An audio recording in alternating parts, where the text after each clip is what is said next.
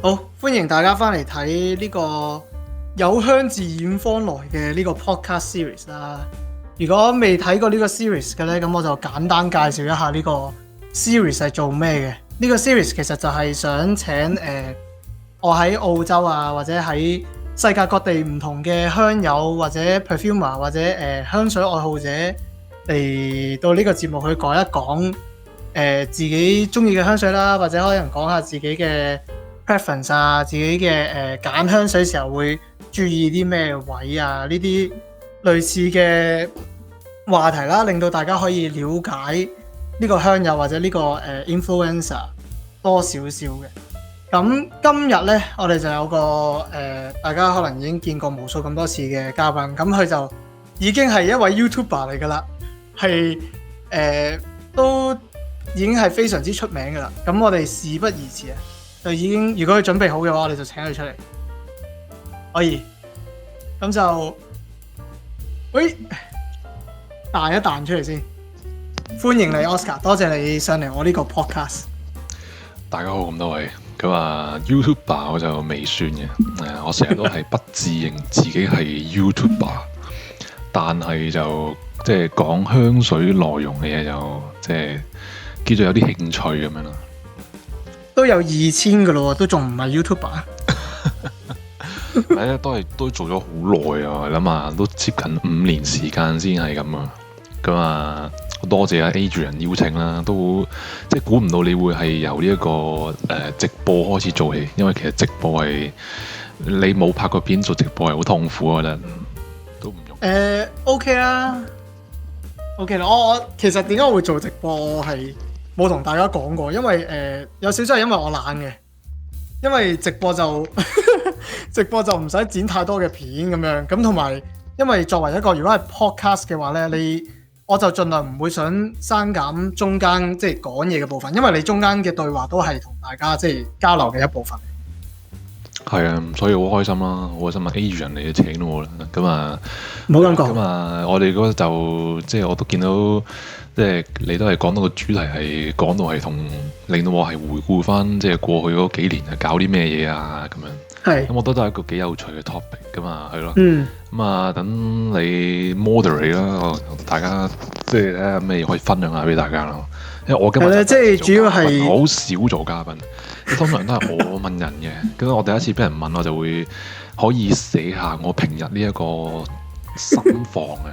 嗰種習慣咗係要領導人嗰個角色咧，今日終於可以放低，可以輕。我就係見 Oscar 好少俾人問啊嘛，咁我就橫掂都係等大家即係就算係 Oscar 嘅觀眾都可以嚟即係了解下 Oscar 啊嘛。平時點會即係你問我哋就都唔會好少講自己嘅，即係都冇乜時間再加埋。我係非常之少嘅，因為我係覺得。冇我分一條界都幾明顯嘅，即係啲嘢我係知道要講，嗰啲嘢知道就係唔會同大家分享咁樣咯。咁但係開始之前咧，就真係唔好意思同大家講咧，我之前支咪就唔係咁樣嘅。咁但係就因為咧即係支咪出咗啲 technical issue 咁，希望大家唔好介意係啦。希望我個聲音大家都仲係聽得到。可以，咁我哋就直接入主題㗎啦噃。隨時 ready 啊！可以，咁我哋。問一問啲簡單嘅嘢先啦，就 Scent of the day。不過你係咪啱啱瞓醒嘅？係啊，我覺得你個時間即係澳洲再夾多倫多再夾香港，其實都有啲辛苦。其實係嘅，你夾到我呢一個時間，就未必夾到普遍喺香港嘅香友啊。所以咧，係因為會早咗。冇錯啦，即係因為我哋係閂3個鐘而家。所以你而家係夜晚12點，即係凌晨12點40分。11點40。即係香港 OK 嘅，冇想象中咁差。其實就係我呢邊嘅朝早8點40分，我都冇試過朝早8點半開 live。非常之早。咁啊，所以咧我就好早起身，我就唔諗太多嗰啲咩想點啊想點，我純粹係就係想。有啲味道咁樣啦，咁所以呢一度咧，我今日噴咗一個係可能你冇預計過會噴嘅香水啦，就係阿瑪尼嘅 Freddy Rare。哇！反而係呢支，我梳一梳位先。你竟然係呢支，等我 search 俾佢哋先。唔係，因為咧呢一支咧，其實因為呢一支係一支見到大家都見到係一個 sample 劑嘅，咁其實我冇買啦，擺到明就。咁但係我係喺香港嘅時候，有位同學喺旺角交收嘅姐姐咧，咁就話俾一包 sample 我，就話可以俾我試下，因為就唔啱佢用。咁但係咧，佢當中入邊就有一支 Armani 嘅Freddy Freddy Fair， 就係其實你譯翻到中文就係應該係冬天的香根草啦。係主要係檸檬bergamot 配少少 pink pepper， 最底就有個好薄嘅香根草香味啦。其實就係 Alberto Marias 好早期嘅比較係千禧年代嘅作品嚟嘅。咁EDT 嚟嘅，咁我覺得其實應該每一個人都用到嘅，所以我唔明嗰位姐姐俾我係咩意思，即係佢都應該用到嘅，我覺得應該係每一個人都用到，好輕鬆。應該係超㗎嘛呢支？係啦，少少鹹，少少酸，類似係檸檬水溝少少木質嘅味道啦。應該係等我 show 個 screen 先俾大家睇下。個狀態就好似我而家食咁嘅 yogurt 咁樣。呢個係呢個啊嘛，冇錯，可以，呢個係即係我自己都有試過，我覺得係即係啲萬能嘅一支香水嚟嘅，即係冇腦諗唔到噴咩就會噴嘅一支香水。同埋 Alberto Marias 做嘅，通常做一啲係概念上比較清新啊，又或者係牽涉到果香嘅味道咧，佢都好少出錯嘅。係。同埋唔係啲咩清潔劑嘅 citrus 咯，呢支係啦，佢唔即係啲 fruity，佢唔會令你諗起一啲化工嘅感覺啊，又或者係過分嘅過分類似清潔香味嘅感覺。咁呢個係佢不嬲佢嘅長處係咁樣。咁當然佢都有做過其他化工啲嘅感覺啦，即係一牽涉到 ambroxan 啊，一牽涉到其他 molecule， 當然會做到化工啦。咁但係 anyway， 我覺得即係輕鬆啲用。同埋 Armani 呢個系列咧 ，EDT Eau de Toilette 嘅系列咧，就普遍都係叫做係唔知點解每一支都有少少牽涉到茶嘅感覺嘅，即係一個茶呢個概念嘅少少延伸出去咁樣。咁雖然呢一支就好似係提及到係咩聖彼得堡俄羅斯聖彼得堡冬宮嗰個公園，嗰啲味道咁樣咯。咁即係我有去過聖彼得堡，亦都有去過冬宮。咁我又覺得冇乜唔會係特別聯想到嗰個地方。不過我覺得係一個幾有創意嘅靈感嚟嘅。係呢支係幾好，我覺得其實整體 Armani 嘅香水都係即係 Preface 嗰條 line 嘅香水，其實都係唔錯嘅，即係。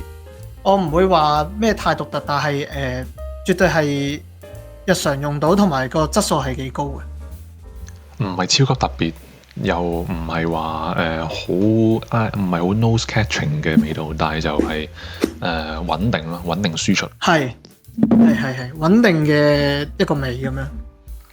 所以呢個就係我嘅 sense of the day。我使唔使講我嗰個咧？你喜歡你話事噶嘛？我已經係我係自己唔好做呢一個控場，唔好做控場，留翻俾 agent 做。我係唔講噶啦，諗住職業病慣咗係要 hold 場噶嘛。今日輕鬆就係你做主導啊，變咗。係啊，我今日提醒自己輕鬆啲，係一個鐘個半鐘2個鐘輕鬆 keep 住。係等你引導。咁我哋就跳落去下一條。唔係，我好奇問下啦，即係落去下一條之前，你而家係即係你而家個我唔知你想唔想講啦，但係你而家加拿大係自己租咗個 apartment， 跟住係有擺晒啲香水出嚟嘅。其實就過去咁多年以嚟咧，我都係好少係擺晒啲香水出嚟。我諗我有一年試過嘅，即係我第一年去到多倫多嘅時候，我係專登去 IKEA 買咗個嗰啲嗰啲點樣啊？即係嗰啲叫一個 tray 咁樣，類似咁嘅東西，又叫唔係叫 tray，即係 tray 係喐得嘅，咪有碌噶嘛？係 tray 嚟嘅。我嗰個應該係一個類似係一個 open，即唔係櫃桶嘅東西，一個類似可以坐台咁嘅東西，但係佢係即係好簡單、好簡約嘅白色嘅。咁就嗰陣時就將我帶咗去嗰啲嘢就擺咗嗰度，但係其實都唔多支嘅，因為我嗰陣時我帶過去都係得3支香水。如果大家睇翻我條 Q&A 呢邊，係我有睇過。咁所以係啊，所以就嗰一年因為空間大咗，我就可以有個位，我就得閒無聊就係得閒無聊想試下擺出嚟睇下點樣。但係我後尾發覺係其實冇乜意思嘅。如果有時你一個人住咧，咁樣擺出嚟咧，有啲朋友會覺得可能會令你心情好啲啦。但係我就冇呢個感覺嘅。我就係嗰啲人嚟嘅。係啊，同埋你都係要擺得出嚟咧。我個位置就比普遍多塵。係，我都諗住講封塵封到黐線。你清潔上都係需要你要定期去做一定嘅清潔咁樣，即係去吸塵啊、抹一抹塵啊咁樣。所以其實我由我開始接觸呢個嗜好去到依家，其實絕大部分時間都係得一個櫃桶仔就係，同埋都係唔多過10，你當係唔多過15支嗰種，從來冇多過15支嘅一直以嚟。而家都冇嘅，而家都冇嘅。我見，因為我睇咗你嗰個 Most Worn 2024，我見你有幾支都可以攞到出嚟，我以為你已經係壯大翻你嘅香水 collection 啦，已經。唔係，咁我真係噴過啊嘛，即係我覺得我真係噴過，我真係有喎。咁當然唔可以係口噏噏咁樣講話係就係啦，係咪？我話有噴過你都唔信啦，係咪？所以就即係我對於如果我作為一個香水嘅內容創作者，我對於呢一方面就比較執着啲嘅。我覺得就算 sample 我都會影 footage 嘅。但係唔係每一個人都需要咁做嘅，即係純粹我自己咁多年經驗話知，我自己會咁樣做啦。係。好，咁就下一個問題咧。如果係咁嘅話，咁就係你由幾時開始，同埋點解你會開始儲香水咧？你有冇儲香水嘅習慣？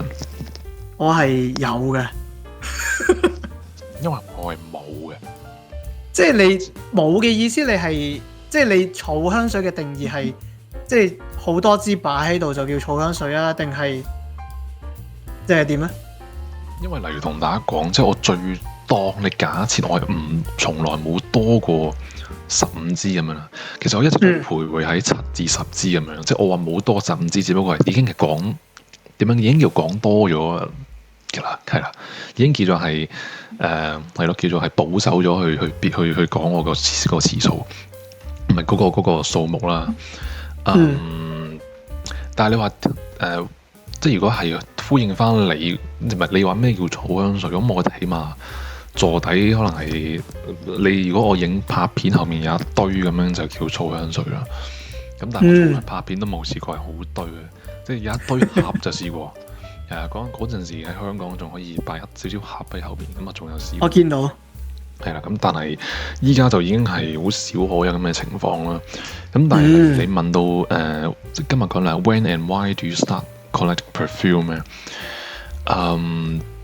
我從來都冇 start 過 collecting perfume， 我只不過係當係一個，因為如果大家睇翻我 Q&A 嗰段片，即係我都有輕講過，就係因為 Covid 嘅時候嗰啲太無聊啊，太無聊冇嘢做咧，同埋係有少少係個狀態，其實嗰陣時都唔係好好。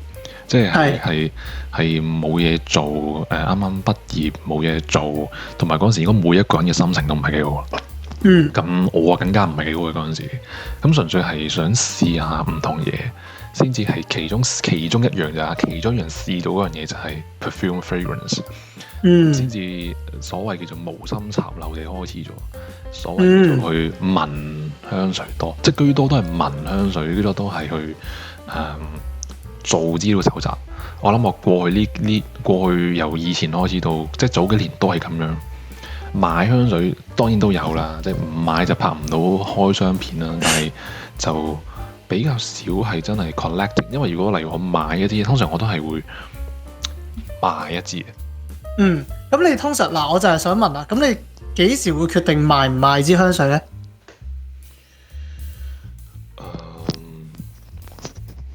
我諗香水有時我諗我嘅理解有時我都會，我知道每一個人都會有啲人話香水係一個藝術品咁樣啦，當香水係一個即係值得你去討，即係都係一樣值得去攞嚟討論啊，或者係當佢係哇，可能係好高地位嘅，當佢話好有故事嘅，好有靈感，所以咧就即係珍而重之咁樣啦。但係其實 at the end，我會覺得佢因為佢係擺咗喺商業市場賣嘅，所以其實我都當佢某程度上佢必須要當佢有一部分嘅香水係一個商品嚟。咁變咗就係、你幾時賣咧？我始終都會對一樣商品，我會假設佢即使係好有靈魂都好啦，其實都係最後都係件死物嚟嘅。我覺得咁樣諗幾好嘅。我係老實，我喺呢一方面係，尤其是近呢幾年係比較理性啲嘅。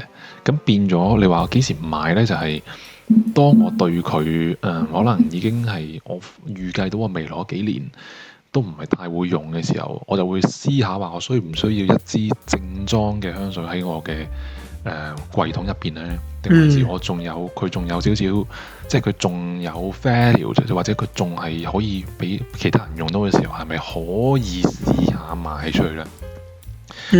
所以我就同一般嗰啲你哋拍片 expect 嗰啲人係好唔同，所以我從來都冇當我自己係YouTuber 就係咁解。唔係，所以我從來都覺得你係一個好特別嘅 YouTuber。唔係唔當 YouTuber， 係反而係一個幾特別，因為咧我成日見 Oscar 係即係喺我嘅觀點角度咧，佢係同其他 YouTuber 係一啲都唔似嘅，佢係 focus 喺真係講自己，即係好發自內心自己嘅一個 perspective 去講唔同嘅香水，我好欣賞呢一點啊！未收足錢啊嘛，又真係講真都未收足錢係咪？即係又冇 sponsor 又冇成係咪？又冇人課金，一定係自己大晒㗎啦！你唔係仲要？唔係咁講啊，咁講啫。但係我覺得你會係 even 你收咗人哋 sponsor，你都係會以自己角度出發嘅一個人咯。即係唔係啲唔係㗎啦，即係收咗就一定講真話嗰啲。話一定係正到爆啦！你唔啱用啫，人哋啱用啊嘛！我一定會咁樣講。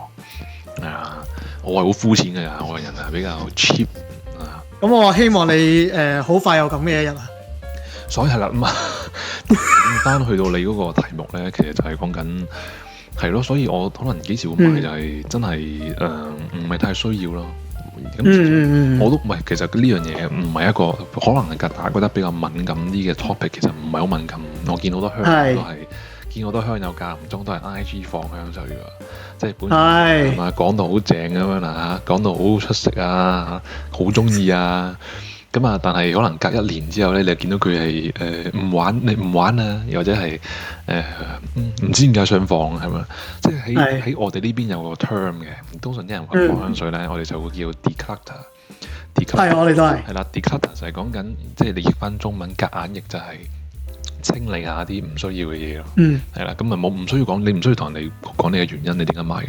你就係話你 declutter，OK，我要縮減我個 collection，就係呢個就係其中一個原因咯。咁對我嚟講就係咯，我冇試過 collect perfume， 我亦都冇即係要幾時買就係我想買嘅時候就買啦。係，咁你即係而家都係，你會唔會儲得多啲劇咧？如果係咁？其實啲劇都好少儲，即係我呢邊咧好中意係你有方法可以攞到 sample 嘅，又或者係舉個例，例如你去 Sephora 買 skincare 嘢，即係你買可能你嘅伴侶買，你嘅朋友買，咁其實你上網買就一定會送 sample。係，我哋都係。可能係2至3個，但香港就未必唔係好常見呢一個做法。我哋係直情入去問佢攞 sample 都得嘅。係啊，係啊，我哋係興呢啲噶嘛。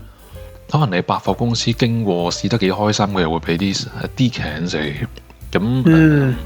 咁當然你話買 can 買 sample 就，我覺得呢邊嗰個我哋陣間會講到啦。我見到你 subtopic，但係依家我就會覺得每個地方嗰個玩法都有啲唔同。咁例如香港，如果你要攞 sample，你就要收電話短信，跟住你就一定要去到佢嗰間分店同佢搞一輪，佢先至準備送俾你咁樣。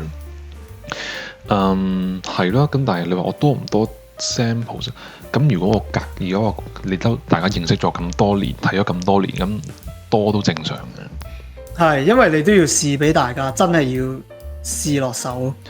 係啊，同埋sample 所以可以攞嚟拍片，咁所以咪依家今年會多，我嚟咗呢2至3年多咗好多。咁好多時候都係例如 Sephora 俾咗好多我，又或者係香友俾咗好多我咁樣。我有試過買一次 Dcan 嘅，就係 Dior 拍翻，因為我知道佢停產。係啦，嗰啲又一定要買呢啲。我都係試過一次，個價錢咧係都唔計同大家講，應該係大約 OK 下先60-70蚊港紙7ml。哇，7ml 其實好多喎，如果係咁。係啊，但我發覺我都用咗好多10ml，sorry 10啊。係啊，平平地喎，其實。係啊，香港算平喎。我哋呢度係都賣得貴嘅，因為啲 discount 有啲人會直接係個價係飛升㗎。咁就係咯，即係我好奇問下你，即係會唔會如果你冇儲開香水，又會 Dcan 會多啲嘅反而？咁就大家而家知啦，知道佢個知道佢個 collection 係點樣。咁我哋落下一個問題，點解會開始個 YouTube channel 咧？其實我好似有聽過你講㗎啦，但係如果冇聽過佢講嘅各位，可以聽一聽 Oscar 哥哥講。個原因都係同我 Q&A 講嘅一樣，即係我都冇瞞住大家嘅，就係因為 Covid 嗰陣冇嘢做。係啦，Covid 嗰陣冇嘢做咧，就令到我接觸呢樣嘢，但係都仲未叫做開始個 channel。咁然之後，我喺 Q&A 嗰段片都有講過，其實大家唔知咩 Q&A 唔緊要，你 search 翻 1K Q&A， 跟住括弧 FT fit 機個李龍基嗰個機 ，OK 剪得好辛苦，講真，但係剪得幾開睇我近呢，其實好黐線，好配合到個劇情，剪得幾開心，但係又剪得好辛苦嘅片，因為我嗰陣時個狀態真係好差，你見到係生晒瘡啊，因為嗰陣時係喺即係揾緊工嘅階段，好大壓力。係係咯，咁嗰陣時就話係 Covid 得閒，主要都係得閒冇嘢做咯，無聊咯。咁嗰陣時係先去了解呢樣咩事，我係用大約1年時間了解呢件事。然之後2021先至開波，叫做試下做嗰啲 content。咁呢個就係點解會 start 咗嗰個 YouTube channel， 同埋我都有講過個原因係因為，即係你當時見到你去 YouTube search 廣東話嘅片，其實就係得 Brian So。咁 Brian So 都可以去用喺當時佢嘅有能力嘅情況之下做到，即係一啲幾唔錯嘅內容嘅時候，咁我會覺得，咦？咁如果佢都可以有，即係喺咁資源唔係話最好嘅情況，佢都可以拍到好多係大家都中意嘅片嘅時候，其實我有冇可以，我有冇能力可以做到其他係冇人做過嘅香水內容咧？呢個就係點解我會開始咗呢個 YouTube。我覺得係即係你個出發點其實都同其他人係有個即係特登揾一個唔同嘅出發點嗰樣嘢，我係覺得幾好。即係唔係話特登即係與眾不同啲，而係你由你自己角度去出發，係講嘅嘢係絕對會比起其他話Top 10乜乜乜 Top 10乜乜乜嗰啲係好好多咯。但係其實都有個缺點啊，缺點就係個缺點就係人哋唔需要知道點解你要咁樣拍嘅。個缺點就係你唔會 catch 到好多唔識你嘅觀眾嘅。即係我都係叫做做咗好耐，我係完全唔理人諗咩做，我先至做到依家看似有少少人知道我係咩人嘅一個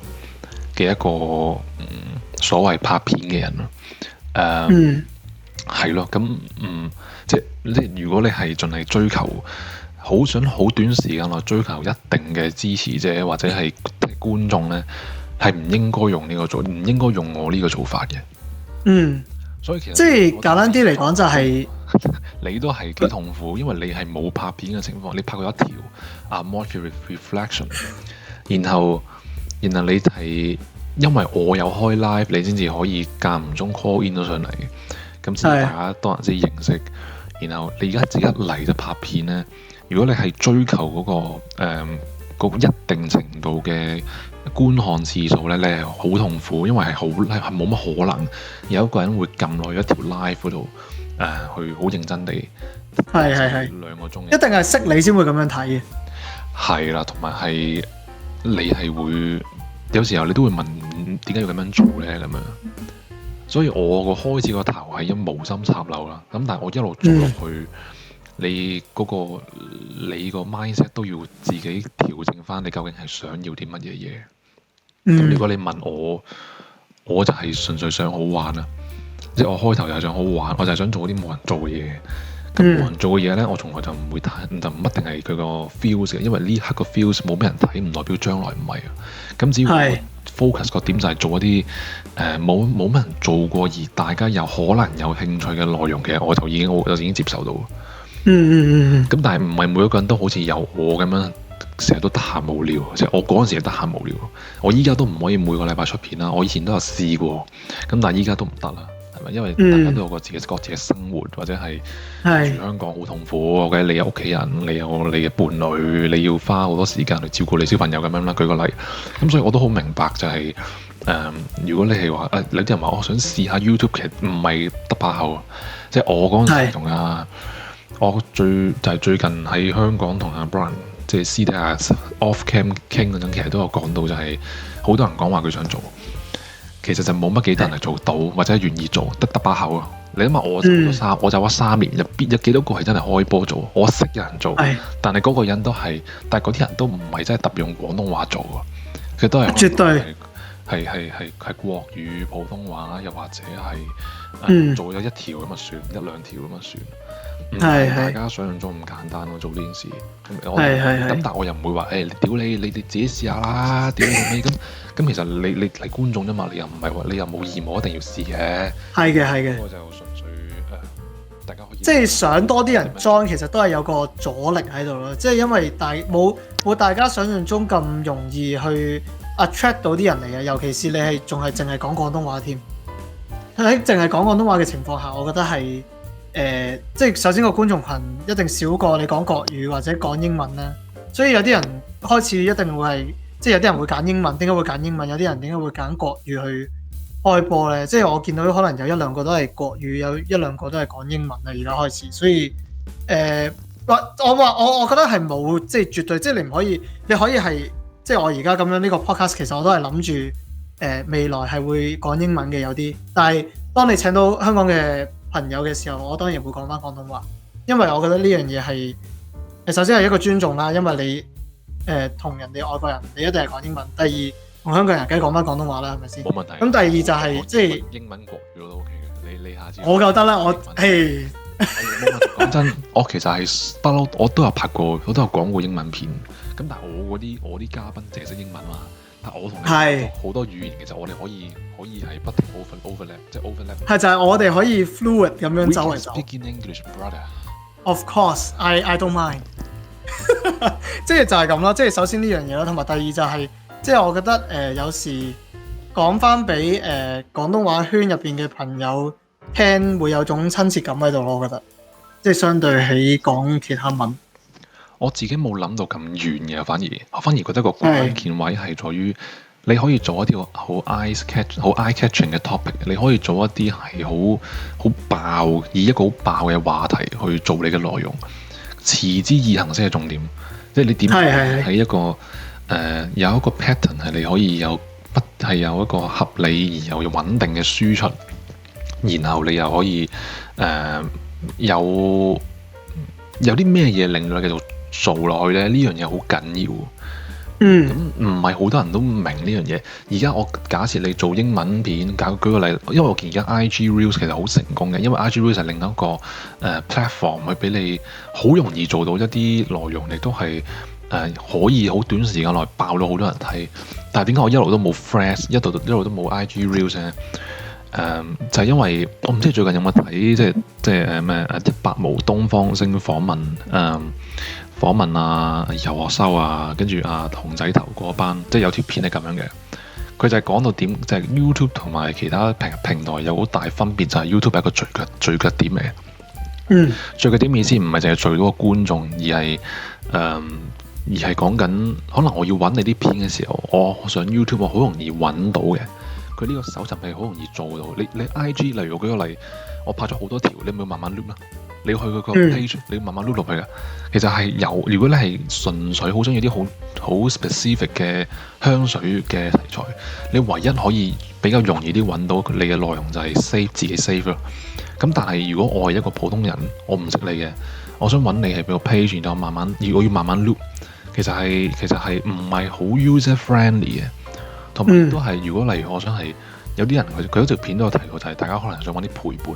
即係點依家仲可以做 YouTube 仲 podcast？ 點解 podcast 咁流行？點解睇 YouTube 片睇長片仲係需要？因為其實好多時候佢都表達咗一種就係有一種陪伴你嘅意思嘅。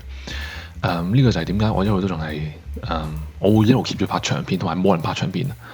但係拍長片係好花時間，好要尤其是我近年嗰啲片我開始寫稿。咁其實嗰個預備時間，甚至乎我同你上次拍嗰個即係香油 deep talk， 關於 initial 成個 topic 都係其實背後嗰個 preparation 係比你想象中更加長，即係唔係淨要 prepare 嗰個內容，我再 prepare 我同你嘅對答，我要預咗你點樣答，我預咗你有咩反應，我點解要咁樣做，其實都有啲係咯，有好多準備技巧位，有好多少少技巧位，咁但係都唔，你諗下我嗰陣時我做都唔係叫，我都唔會話自己做得最好。咁亦都好大嘅進步空間，咁所以如果你係真係好想去所謂去做呢一類型嘅個內容，不論係香水、美妝乜嘢都好啦，音樂、體育都好啦，你要諗下點解你想做，然後有啲咩嘢係令到你繼續做落去。咁呢兩個位係好關鍵。與其話咩我要用咩語言嗰啲係後話嘅，因為嗰啲 tactics 嗰啲係技巧策略嚟嘅。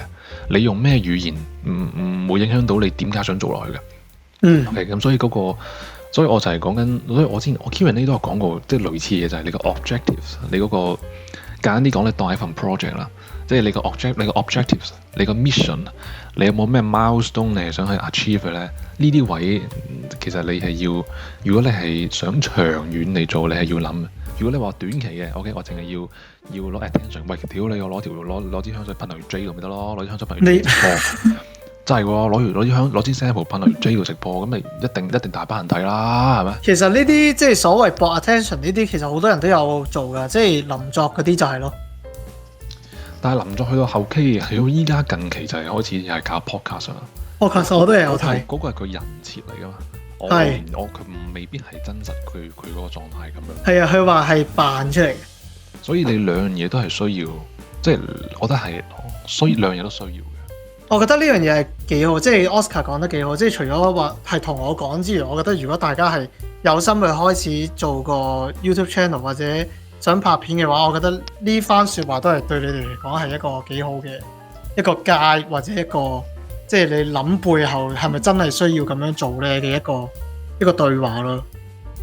因為我自問又唔係真係特別多，即係我又唔會話懶係 educate 你，即係教你，我未去到咁嘅 level 啦。即係去到教呢啲可能要 Brian 呢啲係咪？即係你要如果你咁在意，即係你應該係幾在意個訂閱數，或者係你個人睇片嘅人數。我諗我未有資格講呢啲嘢啦。咁純係我嘅經驗可以分享翻俾大家聽。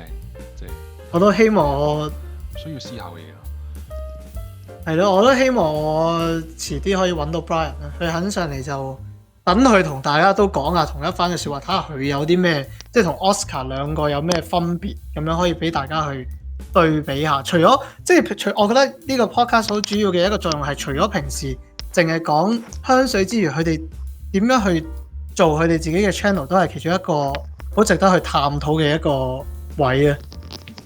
所以多謝你邀請啦，你試下揾佢咯，唔容易嘅，係啦，唔容易啊！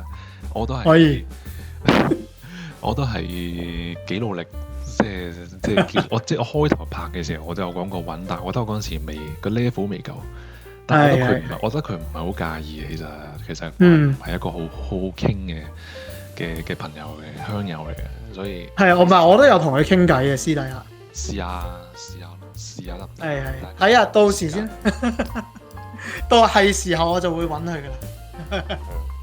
OK， 我哋下一個問題有啲咩啊？其實你都講咗啦呢樣嘢，即係你上兩個 live 你都講咗你有趣嘅香水，唔知你仲有冇其他嘅有趣香水可以講下？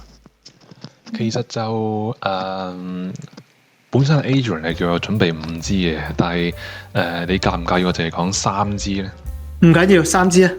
係啦，咁首先第一支就係Fetish 貓嘅 Acne Studio 啦。係點解揀呢支咧？其實就呢個都唔係 current favourite 嘅，其實佢出嗰陣時候，我已經係覺得幾有驚喜嘅香味嚟嘅。咁但係就好多人都係，我見好多人都好似彈呢支香味啦，覺得話佢唔係幾好啦，話佢似係咩清潔劑，唔係似咩似洗衣粉啊嗰啲。洗衣粉係啦，咁但係能夠將一個 aldehyde mix 埋個土味，然後再有其他，即係佢唔係淨得 aldehyde 好。本身 aldehyde 加 peach 已經係令到我幾上癮嘅嗰個味道，咁同埋佢個 aldehyde 應該做個少手腳喺入當中啦，係可能係唔知係攞咗邊一忽嘅全香嘅香味，令到佢係唔係古典之餘係一個比較真係 avant-garde 啲嘅一個全香香味啦。咁當然佢後尾仲有啲玫瑰啊，仲有其他唔同香味。咁我係覺得我聞呢支香水嘅時候，我係入邊當中少少層次我都仲可以係聞得到嘅。佢唔係咁簡單，淨係土同全啊嘛，算土同埋全香就算啦，唔係嘅，即係都會有一啲嘢係你會聞得到喺入邊。呢個就係我覺得佢有俾心機整嘅。咁當然嘅你話出到嚟，喂，如果你淨係連結到去洗衣粉，咁冇得好講啦，係咪？我都明白嘅。但係你例如你話底部嘅雲呢拿啊、檀香啊、heliotrope 啊，呢啲其實都係有佢嘅作用喺入邊嘅。咁所以我覺得佢係一支係算係佢臨走之前真係好有誠意嘅作品咯。咁當然 Acne Studio 唔好講香水先啦，呢個品牌瑞典品牌啲嘢就賣到好貴啦，咁呢個都係事實嚟嘅。咁所以佢個香水價錢我一路都係等，其實都係睇下冇 Grey Market 有冇一個合理嘅價就出手咁樣咯。咁去到依家其實都係咯，都暫時都比較難揾到一個 Grey Market 嘅價。如果我想揾正裝嘅話，可能要再等耐啲先啦。確實係呢支係，即係我覺得有時 Fetish Mark 係有少少難揾 Grey Market 㗎。我自己都其實我幾 enjoy 呢支。我冇話，即係因為可能好多人同我講話就係呢支其實幾麻麻地喎，即係做得唔係幾好。咁我就抱住一個是但啦，都試啦，都嚟到落試下咁樣嘅心態去試下嘅。咁但係又冇我想象中咁差。我唯一覺得我可能唔係咁中意嘅位就係佢個 peach 可能會有少少 synthetic， 就係呢個位嘅啫。但係我覺得佢 clean 同埋層次感嚟講係做得幾好。不過土香就一定係 synthetic 㗎啦，即係我知土香就應該冇香精。咁但係可能佢喺個表達方式上面俾你感覺好化工啦。但係不過 anyway， 我覺得佢都係一支好即係叫做結構好穩定、好有紮實嘅作品嚟嘅。咁我覺得你唔中意冇乜所謂，但係呢個係真係我幾享受嘅香味，因為我身邊朋友都係有啲我今次翻香港，例如唔知我有位 friend 我有個徒弟叫 Finus 都係麻麻地嘅。有我有睇。係啦，咁所以佢係咯，我明白點解麻麻地咁，但係係咯。都係一支幾好嘅作品，但係我今次翻香港就即係我試到一支喺 Nosted 又係嗰個結構係同佢好似嘅香味，亦都係好享受。即係其實又係乙醛，應該係乙醛再加玫瑰，即係類似嘅結構嚟嘅。係咪 LEP 㗎？係啦。係啊，我知邊支。阿 Prime 姐姐最中意。係有機會再講，其實都係咁，佢可能係一支平價啲嘅選擇咯。因為其實跟住另外比較大路啲嘅類似嘅香味就係 Blanche Bad 嘅 Extrait 啦 ，Absolute 啦。哦。咁其實嗰個味其實個全香又係同呢個好似噶。但係如果你話喂，我好中意 Blanche Bad 嘅 Absolute 或者好中意 Blanche， 但係我唔中意 Acne Studio， 我就覺得你好奇怪咯。係咪 Blanche 啊？係啊 ，Blanche 嘅 Absolute， 即係 OK 嗰個貴價版本。係。係咯，我會覺得如果你中意，如果你覺得 Blanche Bad Absolute 可以正價值得買嘅，咁 Acne Studio 我會比較中意 Annie Studio 多啲咯，因為至少佢有果香同埋花香嘅少少層次係堆砌出嚟。但係 Blanche Black Absolute 就都係有土加 Aldehyde，但係就除咗嗰個好乾淨嘅白恤衫香味，就冇就好再直白啲嘅味道咯，就冇 Annie Studio 複雜少少。係。咁啊，下一支啊，俾你可以講下Italia Blue Orange 有一支最近試咗係 Content Beach 嘅作品嚟嘅，叫做藍色樽嗰支。係咪 Herman 啊？唔係 Herman 我麻麻地，即係呢一支叫 Experimentum Quercus。哦，其實係佢哋個叫做我唔知係咪香精版本，但係應該係濃縮咗版本嘅一支Italia Blue Orange 啦。咁啊 Content Beach 嘅作品嚟嘅，但係因為我其實對於 Content Beach 就唔係特別每一支都中意，但係好多人就誤會咗我好唔中意，即係例如 Brian 都覺得Beach 啲作品啊，即係就麻麻地啦咁樣。我話佢係比較撞我嘅口味，係要慢慢揀一支一支揀去決定邊一支係啱我咁樣。因為係啦 ，Beach 本身即係佢係比較愛，即係佢將兩個係可能係好創新嘅香調夾埋一齊做嘅香味，咁所以好多時候都係幾挑人嘅。我自己都會好揀擇咯，即係佢有啲 OK， 有啲我真係唔得，有啲我就還可以，但係咧係咪俾錢買咧又未去到咁樣咯。係咯，佢係一個蘋果荔枝，但係佢主要都係個玫瑰，同埋佢仲有少少係類似茴香啊，或者係嗰啲基中調有個類似蜜糖咁嘅東西。其實開頭聞落去係有啲似 Oud Sunnymood 嘅，所以如果你話 Oud Sunnymood 有冇一啲平價啲嘅選擇啊？呢支就唔係話特別平價，但係都可以試下，因為有時候有啲人會覺得哇 Oud Sunnymood 個雲呢拿太重啦喎。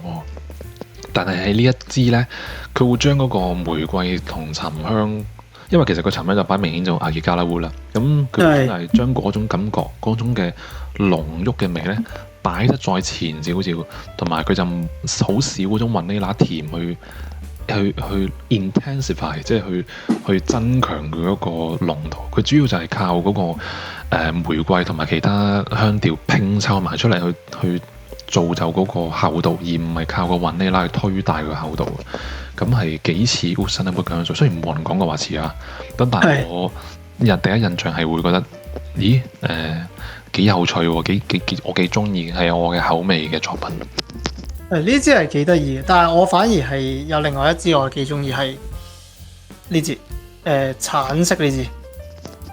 哦，呢個就我可能未試喎，係你可以試下，但係因為我個口味係嗰啲我中意 spice 嘅人，所以佢就啱少少我口味咁樣。但係冇啊，其實又未去到好重咁樣嘅，即係我覺得 OK 嘅一支。哦 ，OK。但我係估唔到呢支係原來係 Content Beach。係啊，我都係想揾到先知，因為其實 Content Beach 作品都幾，你冇諗過係佢整嘅就係佢整，就有時候你覺得好大路嘅又係佢整，佢都做好多香水，係乜都做啲嘅係。就係講埋咗一支就係 BDK Parfum 嘅 Crème du Cuir， 就係叫做皮革的 cream， 咁啊幾得意嘅一支香水啦。BDK 啲香水都係好點樣講啊？好巴黎工作日常嗰啲人，即係你幻想下，即係好多人成日以為巴黎就一定係花枝招展，一定係要好藝術，其實唔係。即係你走落條街，好多人都係着好最簡單嘅衫，配牛仔褲，好簡單，好優雅地，即係一種態度嚟嘅巴黎人嘅都市生活。咁然後佢呢一支就你以為係可能有咩叫 cream， 有咩叫有皮革味，會唔會好重皮革味？其實唔係，你見到佢好多人都係投嘅係 musky 嘅香水啦。咁係咯，如果佢碌低啲去到 nose 嗰個位咧，其實佢整體上有啲似係忌廉嘅味道。即係我會第一次覺得係咪忌廉蘇打嘅味咧？因為前調有4個即係比較明顯叫做係好 citrus 嘅味嘅香調啦。尤其是嗰個菠蘿咧配落去中調嗰個主角就係嗰個White Suede咧，幾得意嘅味道嚟嘅。但係你又唔好覺得佢係 smoky， 佢完全又唔係 smoky 嘅味道嚟嘅。係啊，係啊，即係 suede 同 leather 嗰個分別，其實有時候我覺得 suede 佢如果講到明係 suede 咧，你就唔好 expect 係好哇好辛辣感啊，好有胡椒感啊，或者係好又或者係好有男人皮革、男人味，其實唔係嘅。咁 suede 係比較中性啲嘅，因為可能嗰啲絨毛衫咧，即係啲女士都會着噶嘛，唔係淨係男人先着。佢仲要 white suede 喎。係啦，咁所以就係嗰個菠蘿香前調好特別嘅，總之係撞落去嘅味道嚟嘅，就唔係話我可以分到前中後會點樣，唔係嘅。咁然後最底又係白麝香呢啲，係一個覺得幾似忌廉味，跟住但係佢嘅缺點就係佢唔係太 project 嘅味道，亦都唔係話特別留香好長，全部都係中等嘅。但係如果你話即係類似嗰個 performance 可能似 Good Girl Gone Bad 咁樣咯，即係唔係話好強烈嘅香味，但係我幾中意，我真係幾中意呢種好簡單有少少特別，然後又有少少難以解釋嘅味道，即係應該係金骨果香白麝，但係又有懶係有少少推咗少少木質皮革俾你咁樣，幾綜合嘅香味嘅。咁啊，如果你中意呢一類型嘅揾啲想特別啲嘅香味咧，呢個系列例如Tuberose 嗰支咧，佢唔會係將嗰個晚香肉嘅奶，佢唔會將晚香肉嗰種白花嘅引舵香味放得好大，佢係將嗰個晚香肉嘅嗰種 creamy 嗰種奶感，嗰種係即係好似 cream 忌廉嗰種咁嘅感覺係擺得明顯啲嘅，咁就幾有趣嘅香味，不妨試多啲 BDK 都應該係幾啱，尤其是係住東亞地方嘅朋友係可以試一試。我覺得呢支都係我其中一支，我係有諗過入唔入嘅一支香水，即係但係後尾就覺得佢好似即係有少少。即係我唔可以話佢普通，但係佢唔係啲好 unique 嘅嘢咯。佢係穩陣嘅，即係穩陣係又有少少獨特，但係你話係咪因為當我哋接觸得多香水，就會覺得我有更加多獨特嘅味啊嘛，咁所以就係咯，就係、好啦，咁我哋仲有一個我諗呢條，我以為呢一條就係你講緊嗰條啫。邊條？我以為你啱啱講話 current favorite perfume 就係講緊呢一條，所以我就就係你啱啱個3支。係啊。OK， 唔係，不過係啱啱，就算我呢條問題咧，其實 Oscar 個上兩個 live 咧都已經係講完㗎啦。係啊，大家可以睇翻，都有講。係啊，可以睇翻佢個 live，我會擺翻佢個 channel 個 link 喺下邊㗎啦，一陣間。OK，咁我哋廁所 break。